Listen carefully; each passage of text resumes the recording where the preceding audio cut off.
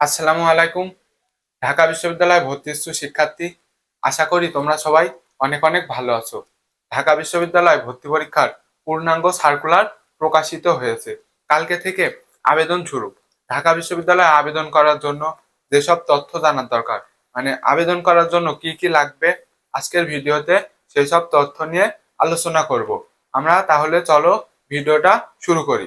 ঢাকা বিশ্ববিদ্যালয়ে আবেদন করার জন্য এসএসসির রোল লাগবে, এইচএসসির রোল, আর তুমি এইচএসসি তে যে বোর্ডে পরীক্ষা দিয়েছো সেই বোর্ডের নাম লাগবে। তারপরে দেখো, ব্যক্তিগত মোবাইল নাম্বার। যেহেতু তুমি যখন অ্যাপ্লিকেশন করবা তখন এসএমএস আসবে, তাই তোমার ব্যক্তিগত মোবাইল নাম্বার দরকার হবে। তারপরে পরীক্ষার অঞ্চল।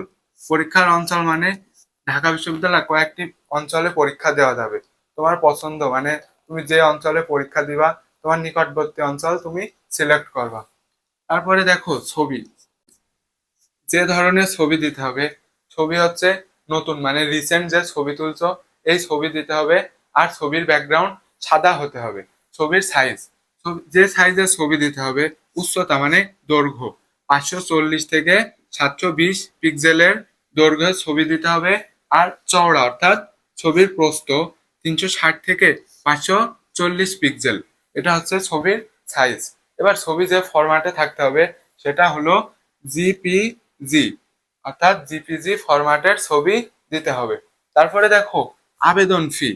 আবেদন ফি হচ্ছে ক, খ ও গ ইউনিটের জন্য 1050 টাকা, আর চ ইউনিট অর্থাৎ চারুকলা ইউনিটের জন্য 1250 টাকা, আর আইবিএ ইউনিটের জন্য 1500 টাকা।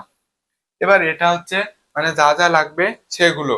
এবার তোমার হচ্ছে আবেদনের জন্য ঠিকানা দিতে হবে।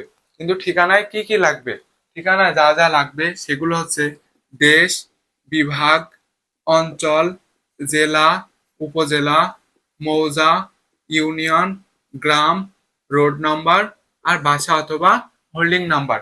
ঠিকানার জন্য এই তথ্যগুলো লাগবে। আবেদনের জন্য বাড়তি কিছু সতর্কতা অবলম্বন করতে হবে।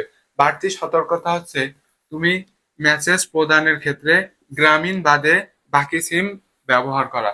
গ্রামীণ সিম ব্যবহার করা যাবে না। গ্রামীণ বাদে বাকি যে সিম অপারেটর গুলো আছে সেগুলো ব্যবহার করতে হবে। আরেকটা হচ্ছে অ্যাপ্লিকেশন আইডি ও পাসওয়ার্ড সংরক্ষণ করবা। পরবর্তীতে তোমার অ্যাপ্লিকেশন আইডি আর পাসওয়ার্ড লাগবে। ধন্যবাদ সবাইকে। দেখা হবে আরেকটি ভিডিও নিয়ে। নিয়মিত ভর্তি তথ্য পেতে নাইমুরস বাংলা ইউটিউব চ্যানেলটি সাবস্ক্রাইব করে রাখো।